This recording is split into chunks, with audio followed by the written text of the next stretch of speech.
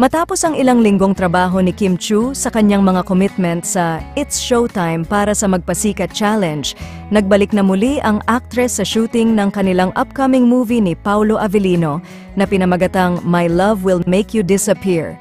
Ito ay isa sa mga inaabangang proyekto ng dalawa at talagang kinikilig na ang mga tagahanga sa bawat update. Bagamat magkaibang sasakyan ang rumored couple papunta sa set ng kanilang taping, hindi nakaligtas sa mga fans at crew ang kanilang closeness sa isa't isa. Ayon sa ilang mga source, palaging magkatabi sina Paolo at Kim, lalo na tuwing break time. Madalas daw silang nakikitang naglalambingan at nagpapalitan ng mga matatamis na tingin, na lalong nagpakilig sa mga fans na umaasang may espesyal na namamagitan sa kanila.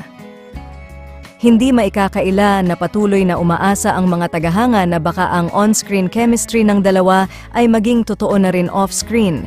Habang patuloy ang kanilang shooting, mas lalo pang umiinit ang usap-usapan tungkol sa tunay na relasyon nila.